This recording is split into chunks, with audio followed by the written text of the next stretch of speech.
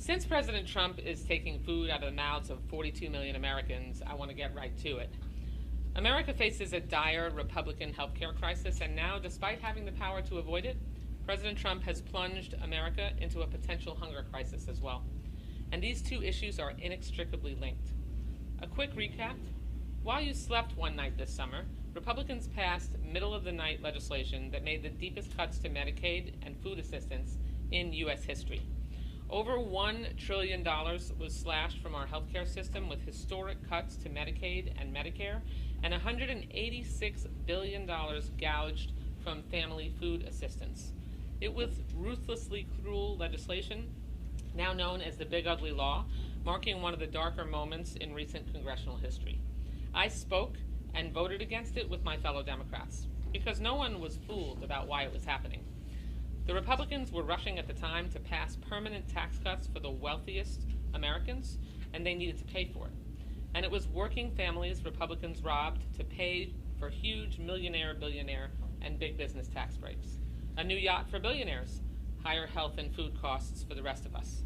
Flash forward a few months, and Republicans are now refusing to join Democrats to fix the healthcare cost crisis or the food insecurity calamity they created, and instead Republicans are opting to make it all worse, if you can believe that. Despite months of warnings, this weekend marketplaces opened for Obamacare healthcare plans, without Republicans agreeing to the tax credits that lower costs for millions of people. And across Florida, it was sticker shock for anyone looking to cover their family with quality, affordable health care. Plans are doubling, tripling, or even quadrupling in some cases for many of the 4 million Floridians who buy their health care coverage from the Affordable Care Act. 2 million Floridians could be kicked off coverage entirely. A father of 5 in my district just told me his coverage would shoot up $1,200 a month. That is not sustainable for any family. To head off this healthcare crisis, Democrats are fighting round the clock to prevent all of this, in addition to fighting to undo the destructive Medicaid cuts and lower prices for all Florida families. We've drawn a line in the sand. We will not be complicit in Republicans' attempt to destroy Americans' healthcare system and stealing coverage from millions of families. We will not condone Republicans' policies that drive up household costs, diminish services, and make the care that you can get more expensive. What was the Republican response? Trump lied about it, then tore down part of the People's White House. Then he fled to the other side of the world to unravel his inflationary tariff policies. He couldn't have run further from these problems that he caused. And House Republicans? They went on a 6-week paid vacation, one that taxpayers are still paying for. House Republicans are getting paid right now to not work. Rather than sit down with Democrats to negotiate a plan to get us out of this mess, Trump is intentionally making it as painful as possible. Which brings us to the food crisis Republicans created. And they're doing it to many people for whom a gut punch will be a knockout blow. They're doing it to people who face health, family, job, and financial pain already. Life has already handed them enough hurt, and help getting food on the table to feed their families eases that pain. If you hear my voice right now, you know someone who deals with food insecurity. 42 million Americans utilize SNAP food assistance. These are funds that we set aside for our neighbors so they can get what amounts to dollars a day in food help. 3 million of our fellow Floridians count on it, and over 32,000 households in my district alone rely on this vital assistance. And for my Republican South Florida colleagues in Congress, the ones who silently allow Trump to flout our laws and hurt our neighbors, the numbers are even higher. As many as 1 in 5 people count on food assistance funding for the Floridians that they represent in Washington. And who will be hurt? It's overwhelmingly children, women, seniors, and veterans who get this assistance. But the fact that we've even reached a point where this food assistance is stopped for the first time in history is because Trump and Republicans have weaved a web of lies, deception, and illegal acts. At the end of September, the Trump administration posted on its U.S. Agriculture Department website that over $5 billion was set aside to ensure food aid would continue this month, in the month of November. That's a contingency fund expressly for the purpose of when there is a lapse in funding. And I know because I voted with bipartisan majorities to make sure that that money was there. It is the law. Yet a few days later, Trump's team reversed course and said their hands were tied and the funds weren't available. For days, Speaker Johnson and Vice President Vance gave the liar-in-chief cover for this drivel. Republicans even took the lies into the courtroom. And at the end of last week, this illegal refusal to release those funds got a double judicial smackdown. Two courts found that this lying administration broke the law when it failed to fund food assistance from the contingency fund. The court has also made clear that Trump has the legal authority to use other funds to make food assistance payments if the contingency fund doesn't fully cover it. And to leave no doubt, the courts made it crystal clear there are no legal barriers to making full food assistance payments. This administration, that doesn't bat an eyelash to steal or freeze funds to stop cancer research or pay ICE agents to kidnap citizens off our streets, but they're paralyzed when it comes to finding money for food for children, seniors, and veterans. It doesn't pass the straight-face test.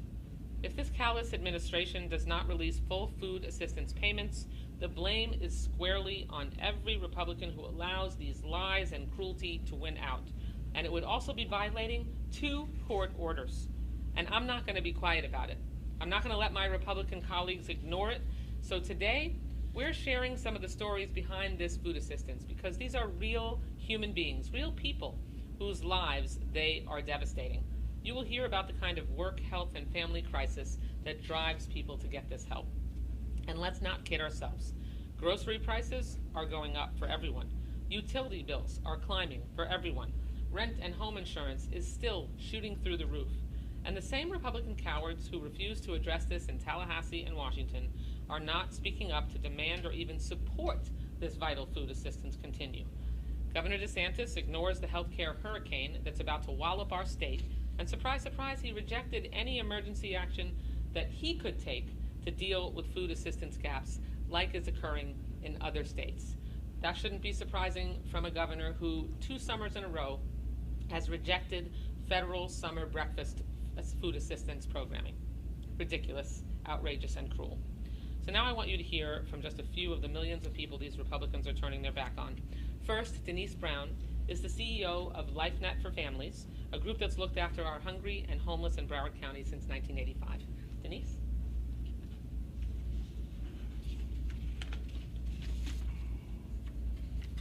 Good morning, and thank you, Congressman Wasserman Schultz, for your untiring efforts in helping to address the crisis we are presently facing. My name is Denise Brown, and I am the CEO of LifeNet for Families. LifeNet has been serving the Broward community for 40 years. In those 40 years, we have served hundreds of thousands of people who are poor, marginalized, unemployed, and underemployed. Often when we think of the poor, we think of people who are unemployed and are not supporting themselves. But in Broward County, I can tell you that assumption is not true. Yes, there are many who are unemployed, but unfortunately, a large number of the people we serve are people who are working full-time jobs, but whose wages are out of balance with the cost of living in Broward County. Recent reports suggest that 50% of Broward County's residents live paycheck to paycheck. This means that these families constantly live on the verge of financial collapse. A collapse like we are experiencing right now with the suspension of SNAP benefits. Regrettably, the suspension of SNAP benefits will force many people to choose between paying rent or utilities or purchasing food. Seniors choosing between medications and food. College students who will have to choose between tuition and food. And parents choosing between the proper care of their children and food. My presence today here has nothing to do with the politics of the situation, but rather the people impacted by it. Every day at LifeNet, we work with people who are struggling to find a path to financial security. The suspension of benefits not only leaves these families and move these families and individuals farther away from financial stability, but certainly moves them closer to complete financial collapse. As a responsible community, we must respond. So today I am announcing that LifeNet for Families and its partners, the Children's Services Council, led by Cindy Ehrenberg Seltzer, the Jim Moran Foundation, United Way of Broward County, Community Foundation, Feeding South Florida, and Handy Inc. will be partnering with LifeNet as we open our food pantry 6 days a week to SNAP recipients and furloughed government workers. Starting tomorrow, the pantry will be open from 7:30 a.m. till 6:30 p.m., Monday through Friday, and 7:30 until noon on Saturdays. The goal of this partnership is to address the tremendous food gap created by the suspension of SNAP benefits. As a group, we are committed to help stem the tide of food insecurity in Broward County. It is our hope that our efforts will bring some level of comfort to suffering families, knowing that there are people out there who genuinely care and are working around the clock to meet their needs. I also want to offer my sincere thanks to our partners who immediately responded to my call and assured me of their full support. I want to assure the residents of Broward County that the system has not completely failed, but there are people who understand the stress you are living under and will do everything we can to help at this critical juncture. Thank you. Can we get your name and spell it for us? Please? Denise Brown, DENISE BROWN, And your position, please. CEO of LifeNet for Families. Thank you so much. You're welcome. Thank you so much, Denise. I'll just point out that as thrilled as I am that our remarkable agencies in Broward are coming together to try to make up the gap,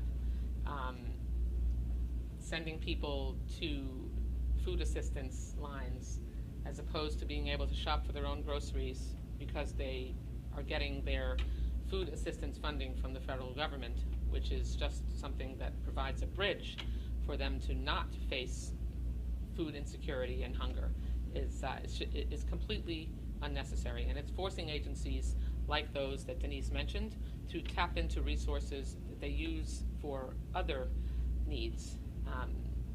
It's unconscionable. But thankfully, we have a remarkable network in Broward County that can at least partially help during this really difficult time. Next, I'd like to introduce Flordalisa Jimenez. Flordalisa has shared with my staff that she's up against many things when it comes to paying the grocery bill each month. One of them is feeding a teenage young man. Since I raised a teenage young man, I know what that's like, and I'm glad that you have a chance to hear from her. Flordalisa. Sorry. Hi, my name is Flordalisa Jimenez, and I'm very worried about SNAP benefits being delayed. My family is dealing with some very tough medical issues. I have kidney failure, and I'm in the national waiting list for kidney transplant. And between my pay and medical help that I get, it really only goes so far, and it's only getting harder. For a few months this year, I was able to get around $200 monthly for food help. But when I reapplied for Medicare, the calculation changed, and now I only get $23 in SNAP help. It's not enough really, but at least, it helps a little. Now, if that goes away, I'll have to get on by even less. And with the holidays coming up, that food cost goes up and meals become even more important for families. Plus, like she said, I also have a teenage boy at home, and he eats a lot. So yeah, our food needs go up, not down. I really want Republicans to sit down with Democrats and work this out. There's a lot of high costs right now, and there's a lot going up, not coming down. Rent, utilities, medical costs, it's all going up, and it's cutting into my food budget month to month. Cutting too much that right now, it'll just make my life harder for me and my family. Can you do any of that in Spanish? Ooh, I have to translate it. Yeah, I gotta Yeah, so you can do it off to the side with Okay. him after we're done. Okay, thanks. Less pressure that way. Yeah. Thank you. Thank you, Flordalisa. Thank you for sharing your story and the story of your family. Next, I'd like to introduce Annette Chang. She can share how Social Security as a senior doesn't always cut it for our seniors to get buy-in and what these food assistance funds mean to her. Annette? Good morning, everyone. It's really a sad day that we have to be here talking about eating basic things that we just sometimes normally take for granted. My name is Annette Mary Marie Chang, and a Broward County resident for 35 years. And I just recently came into retirement. I'm currently residing in Fort Lauderdale, and I am an active client of LifeNet for Families. The parking lot project, they set up an amazing ability for those who are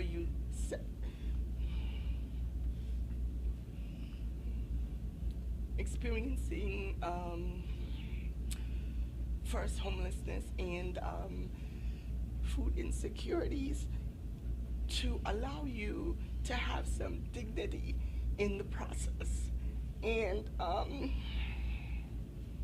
I find that sometimes life happens, you know, even as we individually have plans and, you know, you purposely work those plans. Well, right now I find that I'm a single person, fully responsible for my new life in retirement, and while receiving community partner assistance, it just makes this day so sustainable. I got up this morning and it was just a part of my preparation that I know that I'm able to go to these loving people at LifeNet for Families. And it doesn't sound like a lot, but it's really a lot. And in part of the preparation for this new stage in life, my worker at LifeNet said, well, why don't you apply for food stamps? And she helped me, Nina helped me to secure $100 of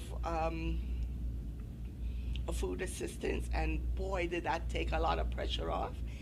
And even though I show up daily at LifeNet for Families between 4 and 7 for this very special parking lot project, which, as I said before, allows you dignity in the process. It really made a difference. That $100 allowed me to get other little things that I really am missing in general, and it just makes such a difference.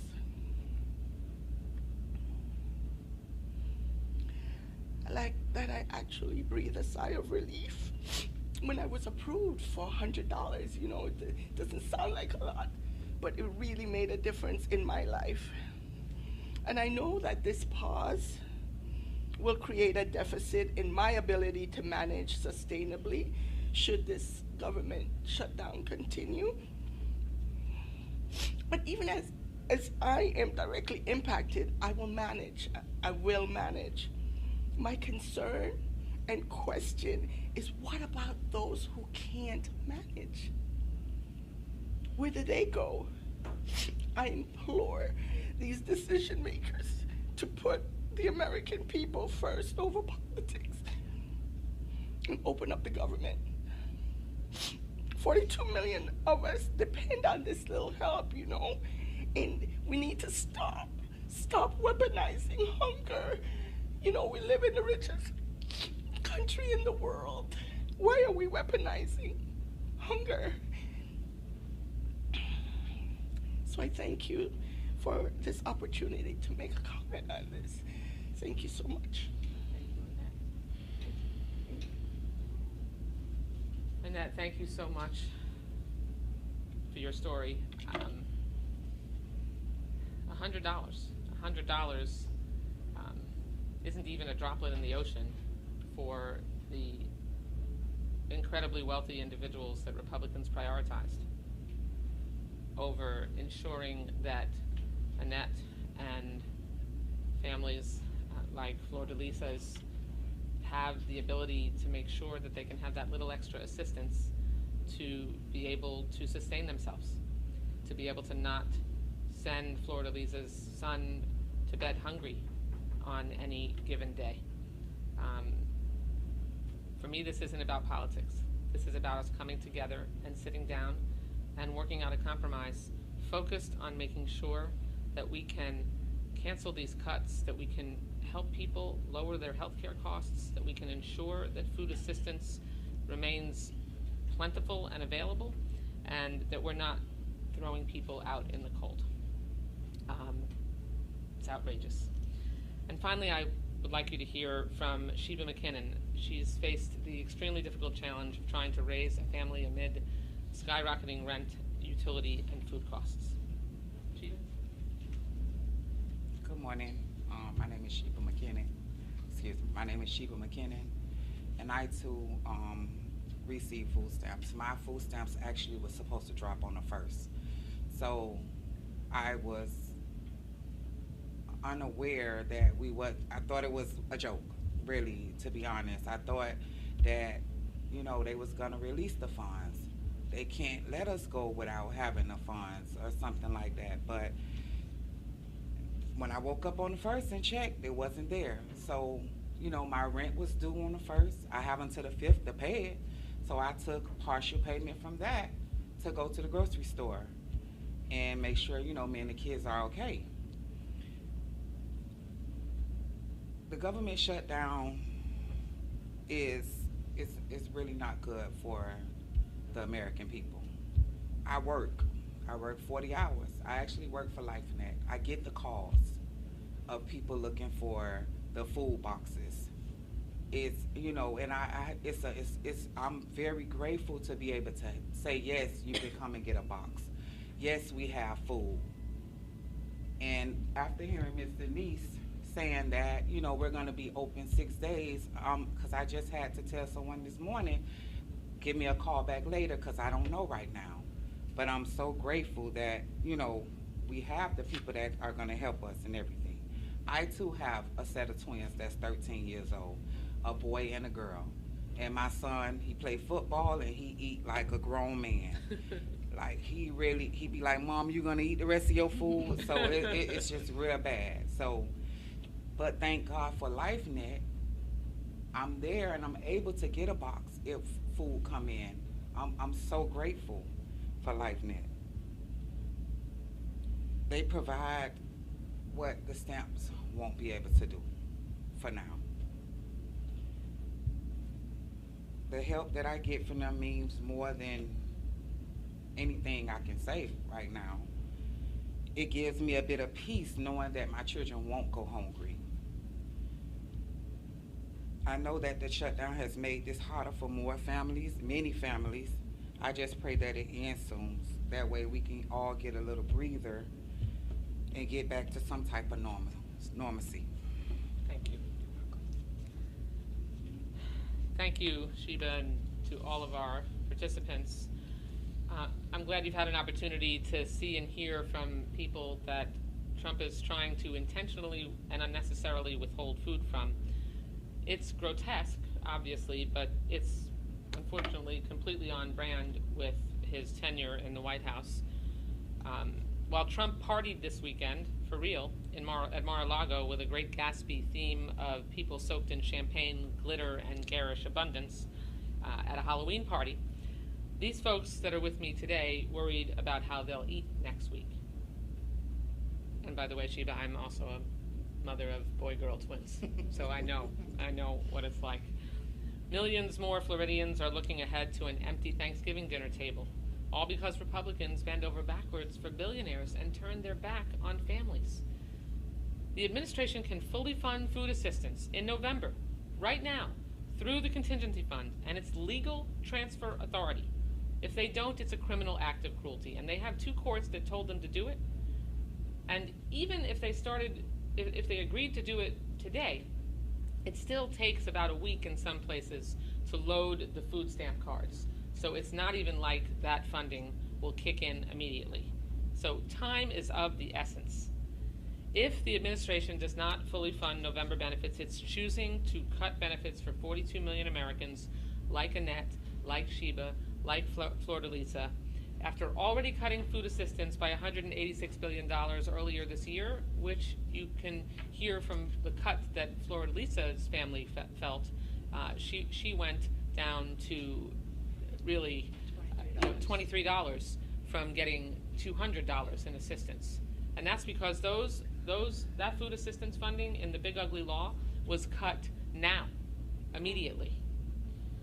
Trump is making a choice to take food assistance away from hungry Americans this month and for the foreseeable future because of the massive food assistance cut in the Big Ugly Law. He needs to stop playing politics, as my guests here said, with America's hungry seniors, veterans, children, and families, and release the SNAP food assistance funds, and we'd be happy to take any questions. Congresswoman, you mentioned the amount of folks just in your district, and then Yeah. you went on to talk about other districts that we know here in South Florida, Right. Represented by Republicans. Do you have a sense of how many people in those districts are affected? So in my district, it's You said 32,000, right, and I can get you the numbers on the other districts, because we have the numbers in all the districts in the whole state. Perfect. Yeah. Can you tell us, just kind of in layman's terms, what needs to happen to reinstate these benefits? Just like step by step and like very digestible. Very simple. Donald Trump needs to follow the 2 court orders that ordered him to release the SNAP, the food assistance funding that is in the contingency fund. I'm a member of the Appropriations Committee, so I'll explain what we're talking about here. Congress, in the federal budget every year, because there are lapses in funding when the government closes or when there's more need than we've appropriated in the normal food assistance account, we put about $3 billion a year into a contingency fund. That funding rolls over if it hasn't been used, so it usually accumulates about $9 billion total. $3 billion rolls out of it every year if it wasn't used. So there's about $6 billion that the Trump administration has been ordered by 2 courts to release so that November's food assistance funding can be met. They also have the ability, as they have with moving money around with the pay for military service members, which I think was essential. They also have the ability to transfer funds from other accounts into the contingency fund or into the food assistance fund to ensure that full funding can continue. They have that authority. The court ordered them to release the funds available in the contingency fund. They need to comply with that right now, today, and they need to make the same kinds of transfers that they did for military service members' salaries to help make sure that people don't go hungry in this country, and they are currently refusing to do that. Any other questions? How do we fix this? I mean, there's, obviously, we went to court. I mean, there's court orders. If he doesn't follow these orders, what happens? Well, I assume that the court will start escalating the penalties and the accountability on the administration. You know, we have a system of checks and balances in the federal government. The courts have the ability to hold attorneys in contempt. They have the ability to start ratcheting up the accountability, and I am going to remain hopeful. I'm a glasses half full person that Trump won't defy direct court orders. They were very clear that that contingency fund is to be used and required to be used to provide food assistance for people that after the lapse in funding on Friday, and he better do it. That's all I can say. I mean, otherwise he's forcing people to go hungry out of spite, and that's outrageous. But more broadly, Republicans need to come back to Washington. We need to go into session. We need to sit down at the negotiating table, and we need to work this out. We need, just like we always have before. Republicans are insisting, no, you have to, vote to reopen the government and then trust us. We'll then talk about health care tax credits. that they were not willing to talk about at all this entire year. They refused to include the extension of those tax credits in their big ugly law. Instead, they made the tax cuts permanent for billionaires. They didn't make the tax credits for health care permanent, which they could have, and Democrats urged them to. Donald Trump has broken the law repeatedly since the start of this administration, moving money around illegally, cutting funding illegally that Congress appropriated, firing 200,000 federal employees illegally, and so we're not going to trust that they're going to. We're going to trust that they're going to talk to us about health care? This isn't about talk. Talk is cheap. What isn't cheap is health care when you lose the tax credits. And when I have families in my district who have their premiums going up by thousands of dollars, that is a kick in the teeth that no one can afford. And I can tell you, as a breast cancer survivor, when I was 41 years old, I was diagnosed with breast cancer. One day I was the picture of health. The next day I found a lump in my breast, and a few days later I was a cancer patient. And so it can happen to anyone. And at any time, regardless of your income, illness and disease and accidents don't discriminate. And it's not partisan. We all go through it. The way we ensure that people can survive those unexpected illnesses and sickness and disease and accidents is by being able to intervene with good health care that's affordable early. The later stage you're diagnosed with illness, when you were forced to use the emergency room as your primary access point for health care, which is what happens to people when they can't afford their health care coverage, then not only do we all pay, because those folks are coming to the emergency room and they aren't paying their bill because they can't, that cost shifts to all of our health care insurance premiums, which folks are seeing outside of the Affordable Care Act now, and also the increased costs for our healthcare facilities, which across the country, these cuts are going to result in closure of hospitals, closure of healthcare programs, because when that money is withdrawn from the system, then that leaves the bottom line of these institutions in really dire straits. That is what is being caused by Republicans to remain on their taxpayer-funded vacation. All we have to do is come together and compromise. You know, we're not saying it has to be one way or a particular way, but we do have to sit down and talk. Lives are at stake. People are being forced to go hungry and go without health care coverage, meaning there will be people who will die because of lack of health care coverage, and that's immoral, unacceptable, and I won't lend my assistance to it. So you've been. This is just one pantry that you got out of Broward, but I know you know there's many more pantries that's hurting just as one of these guys. Oh yeah. Boys are getting food, boys are distributing, boys are turning someone else away. Mm-hmm. You know, it's got to be kind of hard for you to realize that this is going on. I mean, Denise can give you more of a sense of that, but I'm telling you, Feeding South Florida, other agencies, all of these agencies that are coming together under LifeNet for Families. All of these agencies that are coming together under LifeNet for Families to help with food assistance and try to fill the gap in some way, they're all struggling because the Republicans in Washington under Donald Trump have slashed their funding that is normally in their budget. I mean, they have illegally cut funds that we have already appropriated, that are already law, and have taken those funds away for food assistance. So all of these agencies have less to even be able to provide to start with before they let the SNAP program run dry. Any other ladies got anything they want to say? Please jump in. Don't leave nothing out. I have a question. People are no doubt going to see this story and realize that they need to take advantage of these services. Where can you direct them, people who might see this and want to know more?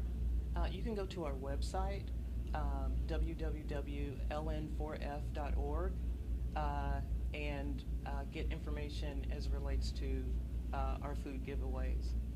And in addition, I'd like to just speak to your question. When you talked about the meals that we're providing, it's a 1-to-9 ratio. For every one meal that we can provide, SNAP can provide 9. So when you think about the imbalance of that ratio and what happens to those other meals that aren't being provided, people are suffering. Even with all of the Herculean efforts that we might put forth, people are still going to suffer, which is why we'd like to see this end as soon as possible.